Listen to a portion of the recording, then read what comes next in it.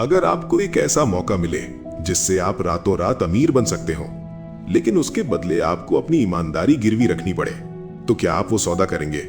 यही सवाल एक छोटे से गांव में रहने वाले रमेश के सामने भी खड़ा हुआ था। बहुत साल पहले की बात है।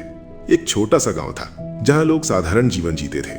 उसी गांव में रमेश नाम का एक किसान रहता था। मेहनती था, लेकिन किस्मत उसका साथ नहीं देती थी। जितनी मेहनत करता उतनी ही फसल खराब हो जाती। गांव के लोग कहते, रमेश मेहनती है पर भाग्य उसका कमजोर है। एक दिन जंगल के किनारे खेत जोतते समय रमेश को मिट्टी में दबा एक पुराना घड़ा मिला। उसने घड़ा निकाला। घड़ा खोलते ही उसकी आंखें चमक उठी। अंदर सोने के सिक्के भरे हुए थे। उसका दिल जोर जोर से धड़कने लगा। पहला ख्याल आया, अब मेरी गरीबी खत्म, अब मैं गांव का सबसे अमीर आदमी बन जाऊंगा। लेकिन तभी उसके मन में दूसरी आवाज आई, ये घड़ा मेरा नहीं है, शायद किसी और का है। अगर मैंने इसे रख लिया तो? रमेश दुविधा में पड़ गया। घर पहुंचा, पत्नी को सब बताया। पत्नी की आंखों में भी चमक आ गई। उसने कहा, इतनी गरीबी देखी है हमने, भगवान ने मौका दिया है, रख लो इसे। रमेश सारी रात सो नहीं पाया। उसे अपने पिता की बात याद आई। उसके पिता कहा करते थे, बेटा, गलत रास्ते से आया धन कभी सुख नहीं देता। सुबह होते ही रमेश गांव के मुखिया के पास गया। उसने पूरा सच बता दिया और घड़ा उनके हवाले कर दिया। गांव में खबर आग की तरह फैल गई। कुछ लोग उसे मूर्ख कहने लगे, इतना सोना छोड़ दिया, पागल है क्या? लेकिन रमेश के चेहरे पर अजीब सी शांति थी। मुखिया ने गांव के बुजुर्गों के साथ मिलकर फैसला किया। खोजबीन के बाद पता चला कि वो घड़ा गांव के एक बूढ़े सेठ का था जो सालों पहले बिना वारिस के मर गया था। कोई उसका हकदार नहीं था।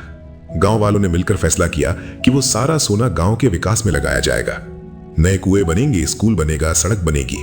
और सबसे बड़ी बात, मुखिया ने सबके सामने घोषणा की कि अगर रमेश चाहता तो ये सब सोना रख सकता था, लेकिन उसने ईमानदारी चुनी, इसलिए गांव की तरफ से उसे इनाम दिया जाएगा।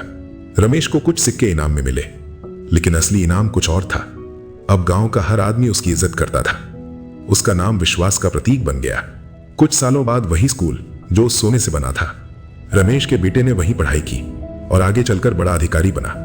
एक दिन रमेश का बेटा बोला, पिताजी, अगर उस दिन आप लालच कर लेते तो शायद मैं आज यहां तक नहीं पहुंच पाता। रमेश मुस्कुराया।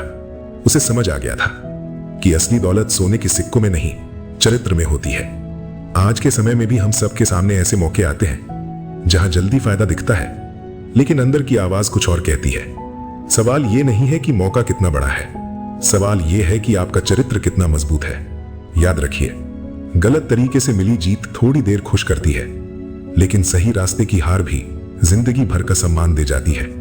अगर ये कहानी आपके दिल को छू गई है और आप चाहते हैं ऐसी ही सच्ची दिल से जुड़ी कहानियां आपको हमेशा देखने को मिलती रहे, तो वीडियो को अभी लाइक कीजिए और चैनल को सब्सक्राइब भी कर लीजिए और कमेंट में जरूर लिखिए, मैं ईमानदारी चुनूंगा।